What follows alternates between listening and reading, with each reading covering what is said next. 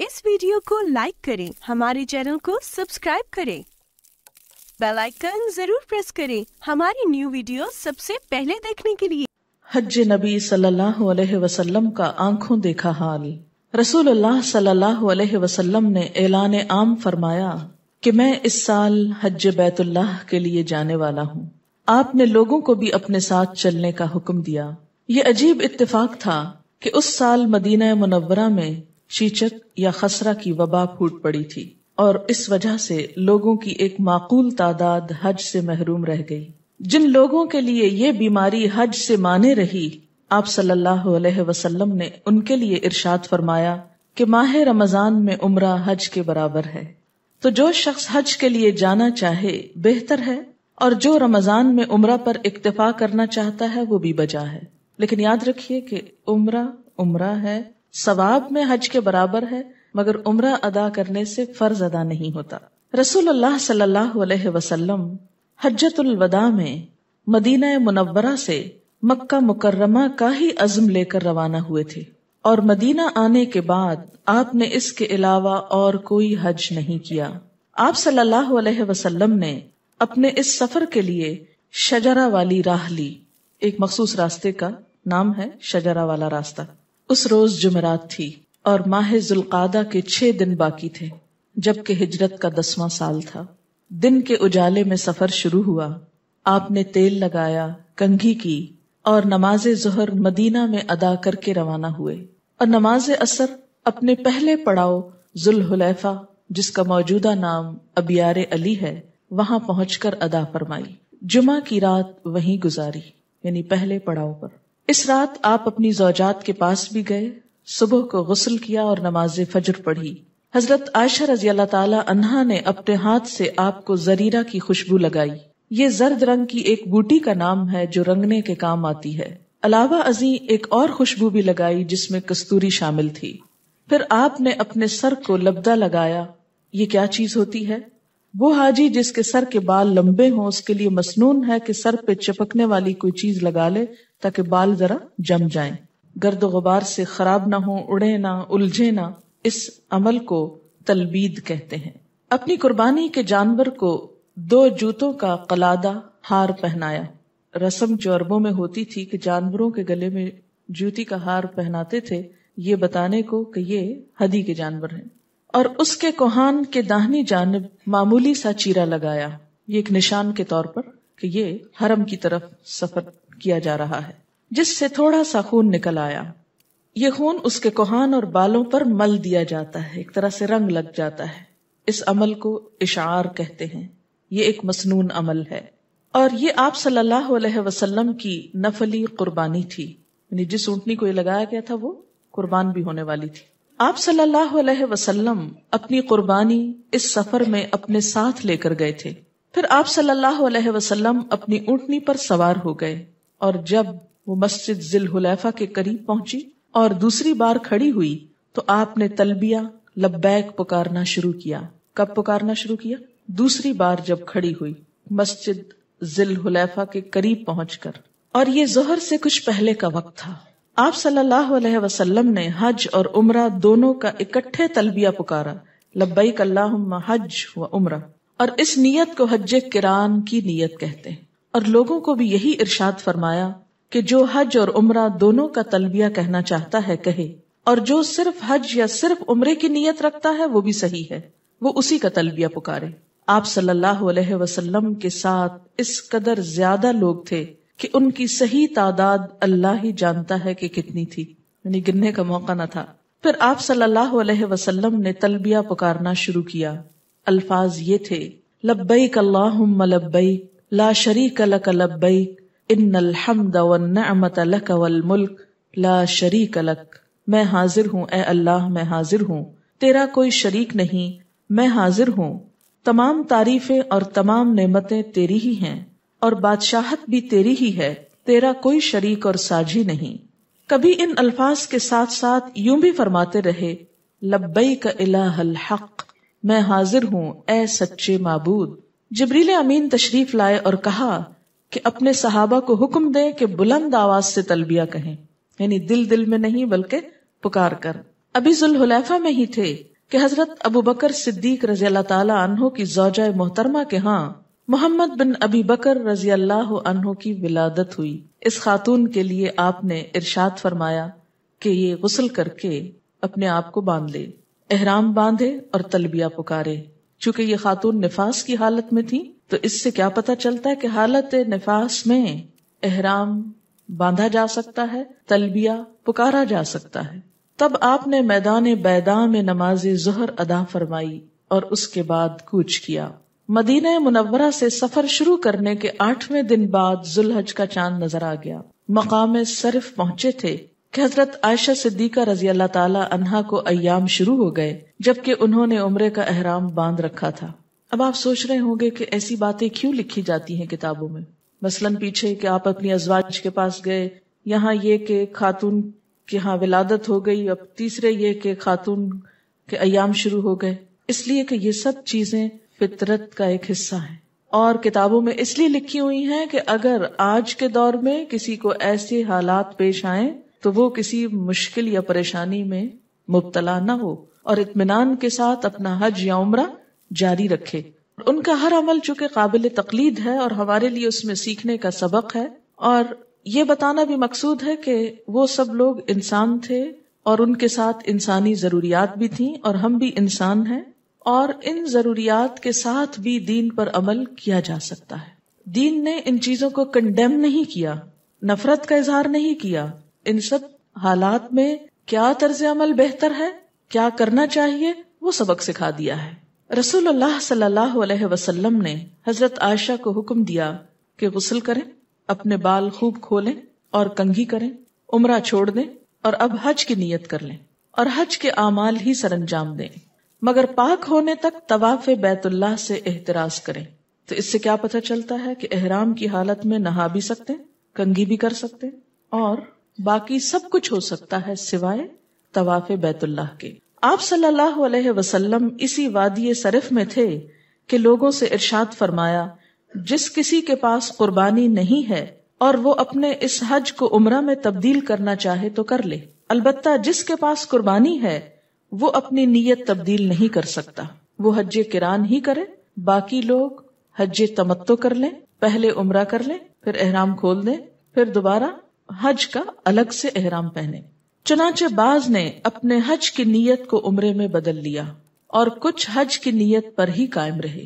اس سے کیا پتہ چلتا ہے کہ درمیان میں جا کر بھی حسب حالات نیت میں تبدیلی ہو سکتی. البتہ جن کے پاس قربانیاں تھیں انہوں نے اپنی نیت تبدیل نہ کی. ایک مقام پر آپ نے یہ بھی حکم دیا کہ ہر وہ شخص جس کے پاس قربانی ہے وہ حج اور عمرہ قران کا تلبیہ پکارے. آپ وہاں سے چل کر وادی ذی طوا میں جا اترے اور اتوار کی رات وہیں گزاری. یہ ذوالحج کی 4 تاریخ تھی. صبح کی نماز بھی آپ نے یہیں ادا فرمائی. اتوار کی صبح دن چڑھے آپ مکہ شہر میں اس کی بالائی جانب سے داخل ہوئے. آپ کے ساتھ ایک جم غفیر تھا. راستے میں مختلف اطراف کے لوگ بھی بے شمار تعداد میں آپ کے ساتھ شریک سفر ہو گئے. یعنی مدینہ سے چلنے والے تو تھے ہی کثیر، لیکن راستے میں بھی قافلے ساتھ شریک ہوتے گئے اور قافلہ بڑھتا گیا.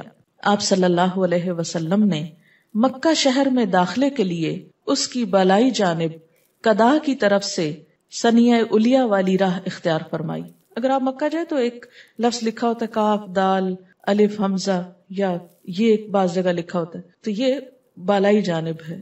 حرم جو ہے وہ نچلی جانب ہے، یعنی ڈپریشن میں ہے. آپ صلی اللہ علیہ وسلم نے بیت اللہ میں آتے ہی حجر اسود کا استلام بوسہ لیا، کعبہ کے گرد 7 چکر لگا کر طواف مکمل فرمایا.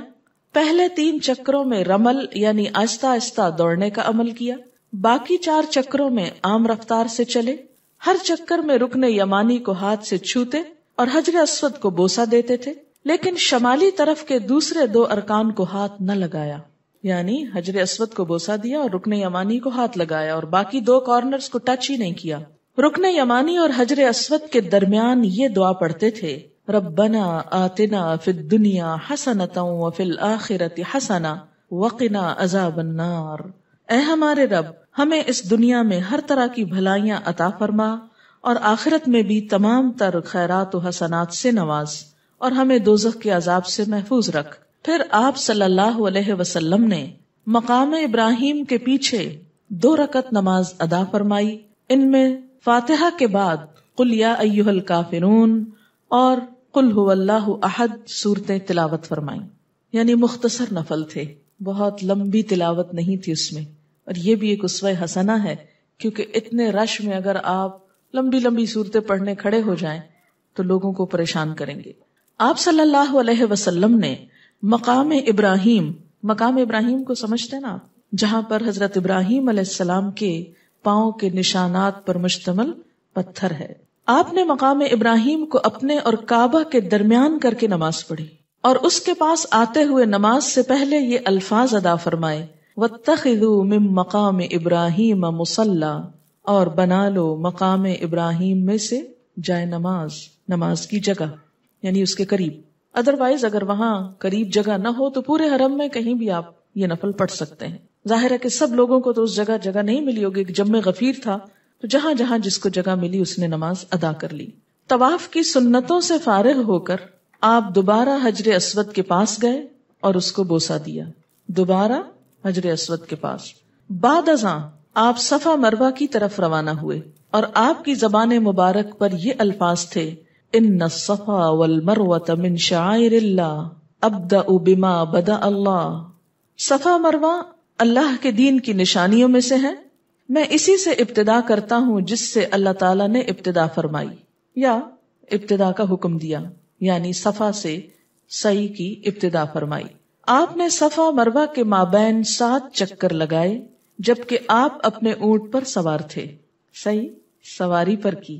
اور یہ بھی آنے والے وقتوں کے لیے ایک نمونہ ہے، ایک رخصت اور اجازت کی شکل نظر آتی ہے کہ اگر اس جگہ پر کبھی کنویئر بیلٹ لگا دی گئی تو لوگوں کی صحیح ہو جائے گی۔ آپ صلی اللہ علیہ وسلم اپنے اونٹ پر سوار تھے، 3 چکروں میں قدرے تیز چلے اور باقی 4 میں عام رفتار سے۔ جب صفا پر چڑھتے تو قبلہ کی طرف رخ فرماتے، بیت اللہ کو دیکھتے، اللہ کی توحید اور تکبیر پکارتے اور یوں کہتے، لا الہ الا اللہ وحدہ انجز وعدہ ونصر عبدہ وہزم الاحزاب وحدہ۔ اللہ کے علاوہ اور کوئی معبود نہیں، وہ اکیلا ہے، اس نے اپنا وعدہ پورا فرمایا، اپنے بندے کی مدد کی اور اس اکیلے نے ہی تمام گروہوں کو پسپا کر دیا۔ اس کے بعد مزید دعا فرماتے، بعد ازاں مروہ پر بھی ایسا ہی کرتے، یعنی جب وہاں جا کے دوسری طرف رکتے مروہ کی طرف تو شروع کرنے سے پہلے یہی دعا پڑھتے۔ جب طواف کے بعد صفا و مروہ کی سعی بھی مکمل ہو گئی تو آپ نے ان تمام لوگوں کو حکم دیا جو اپنے ساتھ قربانیاں نہیں لائے تھے کہ احرام سے حلال ہو جائیں، احرام کھول دیں۔ ابتداً ان کی نیت خواہ حج قران کی تھی یا حج افراد کی، ان کو رخصت ہے کہ خوشبو استعمال کریں، سلا ہوا لباس پہنے یا اپنی بیوی کے پاس جائیں، اور یہ رخصت 8 ذوالحج یوم الترویہ تک ہے۔ یہ لوگ 8 تاریخ کو حج کے لیے دوبارہ احرام باندھیں گے۔ اور جن لوگوں کے پاس قربانیاں تھیں انہیں ارشاد فرمایا کہ اپنے اس احرام کی حالت ہی میں رہیں، اور اپنے متعلق وضاحت فرمائی، لیکن میں تو قربانی ساتھ لایا ہوں، حلال نہیں ہو سکتا حتیٰ کہ قربانی کر لوں۔ حضرت ابوبکر صدیق، حضرت طلحہ، زبیر، عمر، حضرت علی رضی اللہ تعالی عنہم اجمعین اور دیگر بہت سے اصحاب کرام جو قربانیاں ساتھ لائے تھے وہ بھی حالت احرام ہی میں رہے اور حلال نہیں ہوئے۔ امہات المومنین کے ساتھ قربانیاں نہیں تھیں، چنانچہ وہ حلال ہو گئیں، جبکہ ابتداً انہوں نے حج و عمرہ قران کی نیت سے احرام باندھا تھا، لیکن چونکہ آپ نے راستے میں اجازت دی تھی کہ جس کی قربانی ساتھ نہیں وہ الگ سے عمرے کی نیت کر سکتا ہے۔ ایسے ہی حضرت فاطمہ الزہرا رضی اللہ تعالی عنہا اور حضرت اسماء بنت ابی بکر رضی اللہ تعالی عنہا بھی حلال ہو گئیں، سوائے حضرت عائشہ کے، کیونکہ ان کے ایام شروع ہو گئے تھے۔ حضرت علی رضی اللہ تعالی عنہ نے جناب فاطمہ رضی اللہ تعالی عنہا کی شکایت کی کہ وہ حلال ہو گئی ہیں تو رسول اللہ صلی اللہ علیہ وسلم نے انہیں بتایا کہ میں نے ہی اسے یہ ہدایت کی ہے۔ حضرت سراقہ رضی اللہ تعالی عنہ نے، معلوم ہے یہ کون؟ جب آپ ہجرت کر کے جا رہے تھے تو انہوں نے پیچھا کیا تھا۔ حضرت سراقہ رضی اللہ تعالی عنہ نے حضور صلی اللہ علیہ وسلم سے دریافت کیا کہ یا رسول اللہ صلی اللہ علیہ وسلم، ہمارا یہ عمل یعنی تمتع صرف اسی سال کے لیے خاص ہے یا ہمیشہ کے لیے اس کی رخصت ہے کہ حج اور عمرے کے لیے الگ الگ احرام؟ آپ صلی اللہ علیہ وسلم نے اپنے دونوں ہاتھوں کی انگلیوں کو ایک دوسرے میں ڈالتے ہوئے فرمایا، نہیں نہیں، بلکہ یہ ہمیشہ ہمیشہ کے لیے ہے اور عمرہ حج میں شامل ہو گیا ہے۔ جو لوگ رسول اللہ صلی اللہ علیہ وسلم سے علیحدہ دوسرے راستوں سے حج کے لیے آئے تھے اور انہوں نے نبی صلی اللہ علیہ وسلم کے احرام کی مانند احرام باندھا تھا، نیت حج کی تھی، تو آپ نے انہیں حکم دیا کہ وہ اپنے اپنے حال پر قائم رہیں، جو نیت کی ہے اسی پہ قائم رہیں۔ چنانچہ جو لوگ قربانی اپنے ساتھ لائے تھے وہ حلال نہ ہوئے۔ حضرت علی رضی اللہ تعالی عنہ قربانی ساتھ لائے تھے، اس لیے وہ حلال نہ ہوئے۔ اگر مجھے یاد پڑتا ہے تو یہ اس وقت یمن سے تشریف لا رہے تھے، مگر حضرت ابو موسیٰ رضی اللہ تعالیٰ عنہ کی قربانی ان کے ساتھ نہ تھی، اس لیے وہ حلال ہو گئے۔ رسول اللہ صلی اللہ علیہ وسلم نے اعمال حج شروع ہونے سے پہلے کے ایام اتوار، سوموار، منگل، بدھ، جمعرات کی رات تک مکہ میں قیام فرمایا اور اپنی قربانی ساتھ ہونے کی وجہ سے حالت احرام میں رہے۔ اور ان دنوں میں کیا کیا؟ نمازیں اور طواف وغیرہ۔ 8 ذو الحج، اب حج کے دن شروع ہو رہے ہیں۔ 8 ذو الحج جو کہ یوم الترویہ کہلاتا ہے، جمعرات کی صبح کو حضرت صلی اللہ علیہ وسلم منا کی طرف روانہ ہوئے اور وہ اصحاب کرام جو حلال ہو گئے تھے انہوں نے وادی ابطح سے حج کے لیے احرام باندھ لیا۔ منا پہنچ کر آپ صلی اللہ علیہ وسلم نے جمعرات کے دن کی نمازیں ظہر، عصر، مغرب اور عشاء اپنے اپنے وقت پر ادا فرمائیں، رات وہیں گزاری اور جمعے کے روز 9 ذی الحج کو فجر کی نماز بھی یہیں ادا کی۔ کہاں؟ منا میں۔ جمعہ کے روز سورج طلوع ہونے کے بعد منا سے عرفات کے لیے روانہ ہوئے اور حکم دیا کہ آپ صلی اللہ علیہ وسلم کے لیے وادی نمرہ میں خیمہ لگا دیا جائے۔ خیمہ کی چادر بالوں کی بنی ہوئی تھی، جیسے اون ہوتی ہے نا۔ آپ صلی اللہ علیہ وسلم عرفات پہنچے اور اپنے خیمے میں تشریف لے آئے۔ بتانا یہ مقصود ہے کہ حاجی سر ویسے تو نہیں ڈھانپ سکتا مگر خیمے کے اندر بیٹھ سکتا ہے حالت احرام میں۔ آپ صلی اللہ علیہ وسلم عرفات پہنچے اور اپنے خیمہ میں تشریف لے آئے۔ جب سورج ڈھل گیا تو ارشاد فرمایا کہ میری اونٹنی قصوہ تیار کی جائے، چنانچہ اس پر پالان کس دیا گیا اور آپ میدان عرفات میں تشریف لے آئے۔ آپ صلی اللہ علیہ وسلم نے اپنی اونٹنی پر سے ہی خطبہ ارشاد فرمایا تاکہ سب لوگ دیکھ سکیں آپ کو۔ اس میں آپ نے مسلمانوں کے مابین ان کے خون، مال اور عزتوں کے حرام ہونے کا واعظ فرمایا۔ اب یہ دیکھیے اسلام کا حسن کہ سب لوگ جمع ہوئے ہیں اللہ کی عبادت کے لیے اور ان کا دھیان کدھر موڑ دیا گیا؟ انسانوں کے حقوق ادا کرنے کی طرف۔ اس سے کیا پتہ چلتا ہے کہ اسلام میں حقوق اللہ اور حقوق العباد ساتھ ساتھ ہیں۔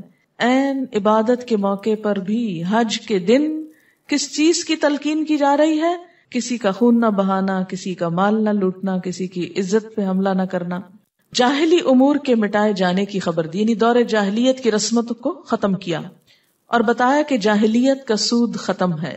اسی طرح عورتوں کے بارے میں بھی وصیت فرمائی کہ ان کے ساتھ حسن سلوک کا معاملہ کیا جائے۔ یہاں بھی عورتوں کے حقوق کو نہیں بھولے۔ ام الفضل رضی اللہ تعالی عنہا نے اسی کیفیت میں آپ کی خدمت میں دودھ کا ایک پیالہ بھجوایا تو آپ نے اسے برسر عام اونٹنی پر بیٹھے ہوئے نوش فرمایا۔ اس طرح سب کو معلوم ہو گیا کہ آپ روزے سے نہیں، اور یہ وضاحت اس لیے ضروری تھی کہ عام حالات میں جو لوگ حج نہ کر رہے ہوں ان کو روزہ رکھنا چاہیے، نفل روزہ ہے، بہت ہی ثواب کا، کہ 2 سال کے گناہ اس سے معاف ہوتے ہیں، ایک پچھلے اور ایک اگلے۔ لیکن حج پر موجود لوگوں کو یہ روزہ نہیں رکھنا ہوتا۔ بعد ازاں آپ نے بلال رضی اللہ تعالی عنہ کو حکم دیا، انہوں نے آذان پڑھی، پھر اقامت کہی اور آپ صلی اللہ علیہ وسلم نے ظہر اور عصر کی نمازیں جمع کر کے قصر کی اور ادا فرمائیں، اور ان کے مابین کوئی سنت یا نفل وغیرہ نہیں پڑھے۔ آذان 1 اور اقامتیں 2 کہی گئیں۔ 2 اقامتوں کا مطلب کیا ہے؟ پہلے ظہر کی نماز کے لیے اقامت کہی گئی، پھر اس کے بعد کوئی نفل سنت بیچ میں نہیں، دوبارہ عصر کے لیے اقامت کہی گئی۔ یہ قصر بھی تھی اور جمع بھی تھی۔ نماز کے بعد آپ اپنی سواری پر سوار ہو گئے اور مقام وقوف پر تشریف لے گئے اور اپنا رخ قبلے کی طرف فرما لیا۔ سواری پہ سوار ہو گئے اور مقام وقوف پر تشریف لے گئے، یعنی جہاں حج کے لیے کھڑا ہونا ضروری ہے، وہ ایک خاص ایریا ہے، اگر اس کے باہر کوئی کھڑا ہوتا ہے تو حج نہیں ہوتا. اور دعا و مناجات میں مشغول ہو گئے، نماز پڑھ کر دعاؤں میں مشغول ہو گئے، کیونکہ وقوف عرفات زوال کے بعد شروع ہوتا ہے، صبح میں نہیں ہوتا. اسی اثناء میں ایک آدمی اپنی سواری سے گر کر فوت ہو گیا اور وہ حالت احرام میں تھا. آپ صلی اللہ علیہ وسلم نے ارشاد فرمایا کہ اسے اس کے انہی کپڑوں ہی میں کفن دیا جائے، کیونکہ احرام بھی تو کفن سے ملتی جلتی چیز ہے نا. خوشبو نہ لگائی جائے اور اس کا سر بھی نہ ڈھانپا جائے. آپ صلی اللہ علیہ وسلم نے مزید خبر دی کہ قیامت کے دن یہ شخص لبیک پکارتا ہوا اٹھے گا، کیونکہ جس حال میں انسان کی موت ہوگی اسی حال میں انسان قیامت کے دن اٹھے گا. یعنی جو آخری عمل ہوگا ایک طرح سے اس کے ساتھ ابتدا ہوگی. کسی کی سجدے میں جان گئی یا قرآن پڑھتے ہوئے یا احرام پہنے ہوئے یا کوئی اور نیکی کا کام کرتے ہوئے، تو اسی طرح انسان اٹھے گا. نجد کے لوگوں نے آپ سے حج کے مسائل دریافت کیے تو آپ نے وقوف عرفہ کے متعلق فرمایا کہ یہ واجب ہے اور اس کا وقت بھی متعین فرمایا. واجب سے مراد یہ کہ فرض ہے، لازم ہے، اس کے بغیر حج نہیں ہوتا. نیز لوگوں کو یہ پیغام بھی بھجوایا کہ میدان عرفات میں اپنے اپنے پڑاؤ پر ہی وقوف کریں. یعنی ضروری نہیں کہ سب ایک خاص جگہ پر جمع ہو، جہاں جہاں خیمے لگے ہیں، جہاں جہاں لوگ بیٹھے ہیں وہیں پر کھڑے رہیں. آپ صلی اللہ علیہ وسلم ظہر کے بعد سے لے کر شام تک دعا اور مناجات میں مشغول رہے، اور یہ کئی گھنٹے کا وقت ہو جاتا ہے. یہ سارا وقت کس میں گزارنا چاہیے؟ دعاؤں میں، آہوزاریوں میں، نہ کہ ادھر ادھر کی باتوں اور کھانے پینے اور سونے اور آرام کرنے میں. لائف ٹائم ایکسپیرینس ہوتا ہے. اگرچہ تھکاوٹ، گرمی، بھوک، پریشانی ہوتی ہے، لیکن ان سب چیزوں کو کنٹرول کر کے نبی صلی اللہ علیہ وسلم کی سنت میں اس وقت کو زیادہ سے زیادہ دعا میں گزارنا چاہیے. اب کوئی اور نفل نہیں پڑے جاتے، یہ یاد رکھیے، کیونکہ عصر کی نماز ہو چکی، نفل نہیں ہوں گے، صرف دعائیں. حتیٰ کہ سورج غروب ہو گیا اور یہ جمعہ کا دن تھا. جب شفق کی زردی ختم ہو گئی تو آپ نے حضرت اسامہ بن زید رضی اللہ تعالی عنہ کو اپنے ساتھ سواری پر بٹھا لیا اور عرفات سے روانہ ہوئے. آپ نے اپنی سواری کی باگ بڑی سختی سے کھینچ رکھی تھی. کیوں؟ تاکہ وہ بھاگ کر ادھر ادھر اور لوگوں کو تکلیف نہ دے. اور اسی کیفیت میں سفر جاری رہا، یعنی بہت باوقار طریقے سے. راستے میں آپ لوگوں کو پرسکون رہنے کی تلقین فرماتے رہے کہ پینک نہ ہو، بھگدڑ نہ مچاؤ، امن سے امن سے. کیونکہ جب بہت ہجوم ہوتا ہے تو عموماً لوگ پریشان ہو جاتے ہیں اور ہر ایک دوسرے سے آگے نکلنے کی کوشش کرنے لگتا ہے کہ جلدی آزمائش ختم ہو. لیکن کیا فرمایا کہ پرسکون رہو. گھاٹی کے پاس آ کر آپ صلی اللہ علیہ وسلم سواری سے اترے، حاجت پوری کی، وضو فرمایا اور جناب اسامہ رضی اللہ تعالی عنہ سے فرمایا کہ نماز کا مقام آگے ہے. یعنی وضو تو کر لیا لیکن وہی نماز نہیں پڑھی. پھر سوار ہوئے اور مزدلفہ پہنچ گئے. یہ ہفتے کی رات تھی. مزدلفہ آ کر آپ نے وضو فرمایا. مغرب اور عشاء کی نمازیں ایک آذان اور 2 تکبیروں کے ساتھ جمع کر کے پڑھی. ان کے مابین کوئی سنتیں نفل وغیرہ نہیں پڑے اور نہ ہی کوئی خطبہ ارشاد فرمایا. پھر آپ صلی اللہ علیہ وسلم آرام کرنے کی غرض سے لیٹ گئے حتیٰ کہ فجر ہو گئی. کتنا دین فطرت ہے نا. یہ نہیں کہا کہ اب پھر عبادت کرو، اب پھر شب بیداری کرو، اب جاگو، کیونکہ یہ انسانی استطاعت سے باہر ہے. اب سونا بھی عبادت ہے تاکہ آئندہ پھر عبادت کے لیے تازہ دم ہو جائیں. وَجَعَلْنَا نَوْمَكُمْ سُبَاتًا وَجَعَلْنَا اللَّيْلَ لِبَاسًا. تھکاوٹ کاٹنے کا ذریعہ بنایا ہے نیند کو. دن میں خوب دعائیں کی لیکن عشاء کے بعد سو گئے حتیٰ کہ فجر ہو گئی. تب آپ نے لوگوں کے ساتھ مل کر نماز فجر ادا فرمائی اور یہ ہفتہ کا دن اور ذوالحج کی 10ویں تاریخ تھی. یہی یوم النحر اور عید الاضحیٰ کا دن ہے. حضرت عروہ الطائی رضی اللہ تعالی عنہ نے ایک سوال کیا تو حضور صلی اللہ علیہ وسلم نے فرمایا، جس نے مزدلفہ میں فجر کی نماز پالی اس نے حج پا لیا. اس سے کیا پتہ چلتا ہے کہ عرفات کا وقوف جو ہے اس کے اثرات مزدلفہ کی رات تک جاتے ہیں. امہات المومنین میں سے حضرت سودا، ام حبیبہ اور ام سلمہ رضی اللہ تعالی عنہن نے آپ سے اجازت چاہی کہ رات کو ہی مزدلفہ سے منا روانہ ہو جائیں. تو آپ صلی اللہ علیہ وسلم نے انہیں اور دیگر کمزور لوگوں کو رخصت عطا کر دی کہ مزدلفہ میں وقوف کر لینے کے بعد رات کو ہی منا جا سکتے ہیں. اور ایسا کیوں کیا؟ تاکہ دوسرے لوگوں کے لیے بھی ایک سہولت ہو جائے. اگرچہ آپ خود صبح کے وقت گئے لیکن خواتین اور کچھ اور کمزور لوگوں کو پہلے ہی بھجوا دیا تاکہ رش کے اوقات سے پہلے وہ اپنی جگہ پر پہنچ جائیں. خواتین کو اجازت دی کہ منا پہنچ کر رات کو ہی رمی جمار سے فارغ ہو جائیں، لیکن مردوں کو یہ رخصت نہ دی۔ آپ صلی اللہ علیہ وسلم نماز فجر ادا کر لینے کے بعد المشعر الحرام کے پاس تشریف لے آئے اور قبلہ رخ ہو کر دعا اور مناجات اور تکبیر و تحلیل میں مشغول ہو گئے، اور سورج طلوع ہونے سے پہلے ہی وہاں سے روانہ ہو گئے۔ یہاں سے آپ نے جناب فضل بن عباس کو اپنے ساتھ سواری پر بٹھا لیا، جبکہ اسامہ رضی اللہ تعالی عنہ قریش کے پہلے جانے والے لوگوں کے ساتھ روانہ ہو گئے۔ یہیں قبیلہ بنو خثعم کی ایک خاتون نے آپ سے دریافت کیا کہ آیا میں اپنے والد کی طرف سے حج کر سکتی ہوں؟ آپ صلی اللہ علیہ وسلم نے فرمایا، ہاں تم اپنے والد کی طرف سے حج کر سکتی ہو۔ آپ نے اپنی اونٹنی کو حرکت دی اور منا کی راہ میں جب وادی محصر کے دامن میں پہنچے تو درمیان والی راہ اختیار فرمائی جو جمرہ کبریٰ پر آ نکلتی ہے۔ منا پہنچتے ہی جمرہ کبریٰ پر تشریف لے آئے، یہی جمرہ عقبہ کہلاتا ہے۔ آپ صلی اللہ علیہ وسلم نے نیچے کی جانب سے اسے کنکریاں ماری جبکہ سورج اونچا آ چکا تھا۔ منا میں جہاں آپ کھڑے تھے وہیں سے حضرت ابن عباس رضی اللہ تعالی عنہ نے آپ کے لیے چھوٹی چھوٹی کنکریاں چنی تھی۔ آپ صلی اللہ علیہ وسلم نے حکم دیا کہ جمرات کو مارنے کے لیے کنکریاں اس طرح کی چھوٹی چھوٹی ہونی چاہیے، بڑے ڈھیلوں یا پتھروں سے منع فرما دیا، کیونکہ دین میں غلو کرنا اور حد سے بڑھنا جائز نہیں۔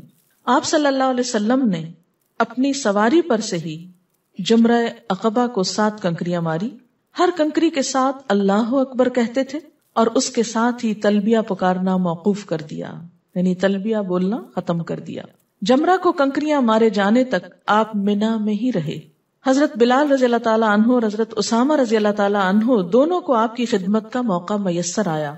ایک نے اونٹنی کی باگ تھامی ہوئی تھی تو دوسرے نے آپ کے سر پر ایک کپڑے سے سایہ کر رکھا تھا کہ گرمی سے بچاؤ رہے۔ آپ نے اس دن یوم النحر 10 ذوالحج بروز ہفتہ خطبہ بھی ارشاد فرمایا۔ اس میں انہی امور کا تذکرہ تھا جو کہ عرفات میں ارشاد ہوئے تاکہ تاکید ہو جائے۔ آپ نے مکہ مکرمہ کی حرمت کا بھی بیان فرمایا۔ رمی کے بعد آپ قربان گاہ کی طرف تشریف لے آئے۔ یہاں آپ نے 100 اونٹ نہر کیے، 100 اونٹ، ان میں سے 63 تو آپ نے اپنے دست مبارک سے خود نہر فرمائے اور باقی کے متعلق حضرت علی رضی اللہ تعالی عنہ کو حکم دیا کہ وہ نہر کریں۔ یہ قربانیاں کچھ تو آپ صلی اللہ علیہ وسلم مدینہ منورہ سے اپنے ساتھ لائے تھے، کچھ حضرت علی رضی اللہ تعالی عنہ یمن سے لے کر پہنچے تھے۔ پھر آپ صلی اللہ علیہ وسلم نے اپنا سر منڈایا اور بال مبارک آدھے تو حضرت ابو طلحہ کو عنایت فرما دیے اور باقی دیگر صحابہ کرام میں تقسیم کر دیے، اور ان کے حصے میں 1-1 2 بال آئے۔ اپنی زوجات کی طرف سے آپ نے گایوں کی قربانی دی اور ان میں سے جنہوں نے عمرہ کیا ان کی طرف سے بھی 1 گائے ذبح فرمائی۔ مزید 2 چتکبرے مینڈھے بھی آپ نے ذبح کیے۔ یہ سب کچھ الگ الگ اس لیے کہ اس بات کا علم ہو جائے کہ یہ سب جائز ہے، درست ہے۔ اصحاب کرام میں سے کچھ نے اپنے سر کے بال منڈائے، کچھ نے کتروائے، یعنی ٹرمنگ کرائی، پورے نہیں منڈوائے۔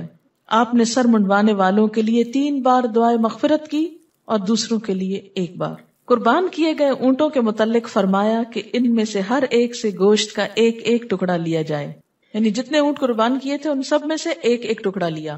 یہ کیوں؟ تاکہ پتہ چلے کہ قربانی کا گوشت کھانا چاہیے اور کھانا درست ہے، کہیں صدقہ سمجھ کر اس کو دور نہ کر دیا جائے۔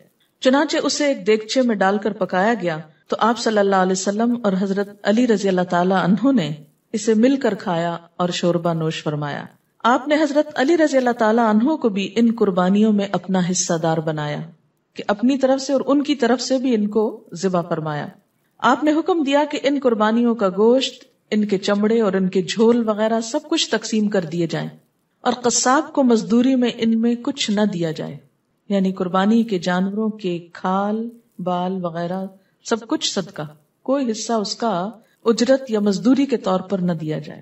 ان کی مزدوری آپ صلی اللہ علیہ وسلم نے اپنی طرف سے خود ادا فرمائی۔ آپ صلی اللہ علیہ وسلم نے لوگوں سے فرمایا کہ مجھ سے حج کا طریقہ خوب اچھی طرح سمجھ لو، شاید میں اس سال کے بعد حج نہ کر سکوں۔ آپ نے بتایا کہ میدان عرفات سارے کا سارا مقام وقوف ہے سوائے دامن ارنا کے، اس طرح مزدلفہ سارے کا سارا مقام وقوف ہے سوائے وادی محصر کے، اور منا سارے کا سارا قربان گاہ ہے، نیز مکہ کی گلیاں راستے بھی مقام قربانی۔ یعنی اگر منا کے اندر کوئی نہیں کر پایا اور باہر کیا تو ہو گئی قربانی۔ طواف افاضہ کے لیے جانے سے پہلے آپ صلی اللہ علیہ وسلم نے خوشبو لگائی۔ یہ کیا بتانا مقصود تھا کہ جب حجامت کرا لی جائے، بال منڈوا لیے جائیں تو باقی احرام کھول دیا جاتا ہے۔ یہ خوشبو آپ کو حضرت عائشہ رضی اللہ تعالیٰ عنہا نے لگائی، جس میں کستوری شامل تھی، اور یہ ہفتے کا دن تھا۔ پھر آپ اسی ہفتے کے روز ہی مکہ کی جانب سوار ہو چلے۔ چنانچہ وہاں پہنچ کر آپ نے ظہر سے پہلے طواف افاضہ کر لیا۔ چاہے زمزم یعنی زمزم کے کنویں سے پانی کھینچنے والے کے ہاتھ سے ڈول لے کر زمزم پیا، یعنی ڈائریکٹ زمزم پیا۔ پھر منا کو واپس تشریف لائے اور یہاں آ کر ظہر کی نماز پڑھی۔ اور ایک بیان یہ بھی ہے کہ ظہر کی نماز آپ نے مکہ میں ہی ادا فرمائی تھی۔ یہ تھوڑا سا اختلاف کیوں ہو جاتا ہے، ہو سکتا ہے آپ نے طواف کے نفل ادا کی ہوں، لوگوں نے یہ سمجھا ہو کہ شاید یہ ظہر ہوئی، کیونکہ اتنے بڑے کراؤڈ میں بعض اوقات ہر چیز ڈائریکٹ دیکھنے کا موقع نہیں ملتا، تو روایات میں بعض اوقات ایسی چیز آ جاتی۔ اسی روز حضرت ام سلمہ رضی اللہ تعالی عنہا نے اپنے اونٹ پر سوار ہو کر لوگوں کے پیچھے سے بیت اللہ کا طواف کیا۔ وہ کچھ بیمار تھیں۔ اس سے بھی کیا رخصت پتہ چلتی ہے کہ اگر کوئی شخص پیدل طواف نہیں کر سکتا تو سواری پر بھی طواف کیا جا سکتا ہے، اور رسول اللہ صلی اللہ علیہ وسلم نے انہیں اس بات کی اجازت دی۔ اسی روز حضرت عائشہ رضی اللہ تعالی عنہا نے بھی بیت اللہ کا طواف کیا کہ وہ اس روز ماہانہ ایام سے پاک ہوئی تھی، جبکہ عرفہ کے روز وہ حائضہ تھی۔ حضرت صفیہ رضی اللہ تعالی عنہا نے بھی اس روز طواف کر لیا۔ بعد ازاں منا سے کوچ کی رات ان کے ایام شروع ہوئے۔ جب آپ صلی اللہ علیہ وسلم منا پہنچے تو لوگوں نے آپ سے مختلف سوالات دریافت کیے۔ اس سے کیا پتہ چلتا ہے، منا میں ایک تو وقت بہت ہوتا ہے، تو کچھ نہ کچھ علم کی بات وہاں ہونی چاہیے، یہ بھی ایک سنت ہے کہ رمی جمار، سر منڈانے، قربانی کرنے یا طواف افاضہ میں کچھ تقدیم و تاخیر ہو گئی ہے۔ کیا معنی کہ کسی کی قربانی پہلے ہو گئی اور حجامت بعد میں، کسی نے حجامت پہلے کرا لی اور قربانی بعد میں، کسی نے طواف پہلے کر لیا اور رمی بعد میں، تو یہ آگے پیچھے جو چیزیں ہو گئیں تو اس کے بارے میں لوگ پریشان تھے کہ معلوم نہیں سیکوینس کے بدلنے سے ریچولز ادا ہوئے کہ نہیں۔ تو آپ نے کیا فرمایا، لا حرج، اس میں کوئی حرج نہیں۔ آپ صلی اللہ علیہ وسلم نے ہفتہ کا یہ بقیہ دن، پھر اتوار کی رات اور اتوار کا دن 11 ذوالحج، سموار کی رات اور سموار کا دن 12 ذوالحج، منگل کی رات اور منگل کا دن 13 ذوالحج، یعنی ایام تشریق منا ہی میں گزارے۔ قرآن پاک میں آتا نا، من تعجل فی یومین فلا اثم علیہ، یعنی جو 12 کو آ جائے واپس تو کوئی حرج نہیں، ومن تأخر، اور جو 13 تک لیٹ ہو جائے فلا اثم علیہ، تو اس پر بھی کوئی گناہ نہیں۔ ان دنوں میں آپ صلی اللہ علیہ وسلم ہر روز زوال کے بعد تینوں جمرات پر جا کر کنکریاں مارتے رہے۔ قریبی جمرہ جو منا کی جانب ہے اس سے ابتدا کرتے، کنکریاں مارنے کے بعد بڑی لمبی دعا کرتے، پھر درمیانی جمرہ کے پاس آتے، کنکریاں مارتے، پھر لمبی دعا کرتے، اور آخر میں جمرہ عقبہ کو کنکریاں مار کر چلے آتے۔ یہاں دعا نہ کرتے، کنکریاں مارتے ہوئے ہر کنکری کے ساتھ اللہ اکبر کہتے۔ آپ صلی اللہ علیہ وسلم نے اتوار کے روز 11 ذوالحج کو بھی خطبہ ارشاد فرمایا، اور یہ بھی بیان کیا گیا ہے کہ سوموار 12 ذوالحج کو بھی خطبہ دیا، یعنی ساتھ ساتھ عبادت کے تعلیم بھی ہوتی رہی۔ ان خطابات میں آپ صلی اللہ علیہ وسلم مسلمانوں کے مابین ان کی عزتوں، ان کے خونوں اور ان کے اموال کی اہمیت اور حرمت کا بیان فرماتے رہے۔ اس سے پتہ چلتا ہے کہ دین کی اسپرٹ کیا ہے، دین کس لیے آیا ہے، اور یہ کہ بیت اللہ کی حرمت کا بھی پاس رکھے، کیونکہ بیت اللہ ایسی چیز ہے نا جو سب کو جوڑنے والا، اکٹھا کرنے والا۔ ہر قسم کے لوگ وہاں اکٹھے ہو جاتے ہیں جو یہاں الگ الگ بٹے رہتے ہیں۔ آپ صلی اللہ علیہ وسلم کے چچا حضرت عباس رضی اللہ تعالی عنہ نے آپ سے رخصت چاہی کہ منا کی راتیں مجھے مکہ میں گزارنے کی اجازت عنایت فرمائیں تاکہ حجاج کو پانی پلانے کی خدمت سر انجام دے سکوں۔ چنانچہ انہیں اجازت دے دی گئی۔ عام حجاج کے لیے کیا حکم ہے کہ منا کی راتیں بھی منا میں گزاریں، الا یہ کہ کوئی اہم کام ہو، جیسے یہ تھا۔ ایسے ہی چرواہوں کو بھی منا سے باہر چراگاہوں میں رہنے کی اجازت دی، جانوروں کی حفاظت وغیرہ کے لیے۔ ایام تشریق کے آخری دن 13 ذوالحج منگل کے روز آپ صلی اللہ علیہ وسلم منا سے روانہ ہو کر وادی محصب تشریف لائے۔ یہ دن یوم النفر، روانگی کا دن کہلاتا ہے۔ وادی محصب میں آپ کے لیے خیمہ لگا دیا گیا، اور یہ خدمت حضرت ابو رافع رضی اللہ تعالی عنہ نے سر انجام دی۔ یہی آپ کے منتظم سفر تھے۔ آپ صلی اللہ علیہ وسلم نے اپنے اس پڑاؤ میں ظہر، عصر، مغرب اور عشاء کی نمازیں ادا فرمائیں۔ 14 ذوالحج بدھ کی رات آپ نے یہیں بسر کی۔ حضرت عائشہ رضی اللہ تعالی عنہا نے شوق کیا کہ ایک عمرہ کر لیں کہ اب وہ پاک ہو گئی تھی، کیونکہ اس پورے سفر میں وہ عمرہ نہیں کر سکی تھی۔ تو آپ صلی اللہ علیہ وسلم نے ان کے بھائی حضرت عبد الرحمن بن ابی بکر کو حکم دیا کہ ان کو تنعیم سے عمرہ کروا لائیں۔ چنانچہ انہوں نے ایسا ہی کیا، اور خود مکہ سے باہر بالائی جانب ان کا انتظار کرتے رہے کہ یہ عمرے سے فارغ ہو کر آ جائیں۔ آپ صلی اللہ علیہ وسلم نے لوگوں کو واپسی کا حکم دیتے ہوئے ارشاد فرمایا کہ یہاں تمہارا آخری عمل طواف بیت اللہ ہونا چاہیے، الا یہ کہ کوئی خاتون حیض سے ہو، اس کو اس عمل سے رخصت ہے۔ کس سے؟ طواف وداع سے۔ لیکن کسی کو بھی طواف افاضہ سے رخصت نہیں ہے کسی بھی حالت میں، کیونکہ اس کے بغیر حج ہی نہیں ہوتا۔ آپ صلی اللہ علیہ وسلم سحر کے وقت نماز فجر سے پہلے بیت اللہ میں تشریف لائے اور طواف وداع کیا، اور شہر کی زیریں جانب قدا ثنیہ سفلا کی راہ سے واپس تشریف لے آئے، جس کو مسفلا نہیں آج کل بولتے۔ اسی راہ میں حضرت عائشہ رضی اللہ تعالی عنہا سے ملاقات ہوئی تھی جب کہ آپ طواف وداع کے لیے تشریف لے جا رہے تھے اور وہ عمرہ سے فارغ ہو کر واپس آ رہی تھی۔ طواف وداع کے بعد آپ صلی اللہ علیہ وسلم نے قافلے کی روانگی کا حکم دیا اور مکہ کی زیریں جانب سے مدینہ منورہ کو روانہ ہو گئے۔ آپ صلی اللہ علیہ وسلم کی مکہ مکرمہ میں آمد، منا اور عرفات کو روانگی اور وادی محصب پہنچنے تک کی کل مدت 10 روز ہے۔ یعنی اس وقت بھی جب کہ سفر اتنے مشکل تھے، حج کا کل وقت آپ نے کتنا صرف کیا؟ 10 days۔ اس طرح چلتے چلتے آپ ذوالحلیفہ پہنچے، یہاں رات گزاری۔ مدینہ منورہ کی آبادی دیکھ کر آپ نے 3 بار اللہ اکبر کہا اور یہ دعا پڑھی، لا الہ الا اللہ وحدہ لا شریک لہ لہ الملک ولہ الحمد وہو علی کل شیء قدیر، آئبون تائبون عابدون سائحون ساجدون لربنا حامدون، صدق اللہ وعدہ ونصر عبدہ وانجز وعدہ وہزم الاحزاب وحدہ۔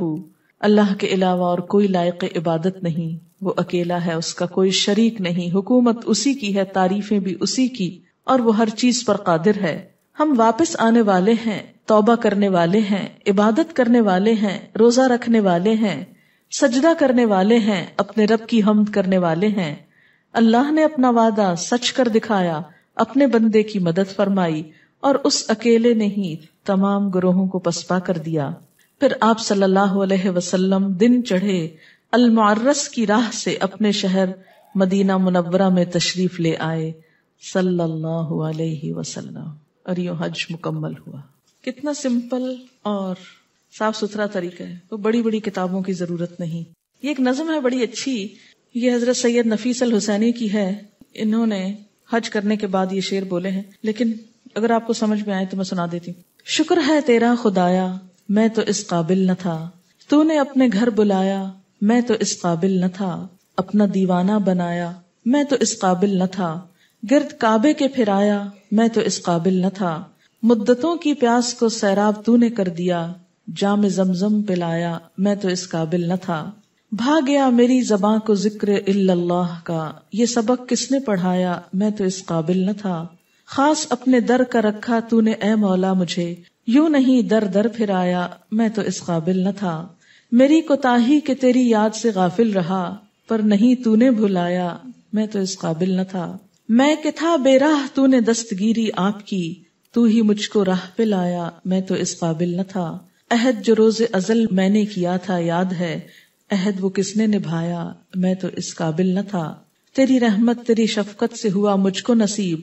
گنبد خضرا کا سایہ، میں تو اس قابل نہ تھا، میں نے جو دیکھا سو دیکھا بارگاہ قدس میں، اور جو پایا سو پایا، میں تو اس قابل نہ تھا، بارگاہ سید الکونین صلی اللہ علیہ وسلم میں آ کر نفیس سوچتا ہوں کیسے آیا، میں تو اس قابل نہ تھا۔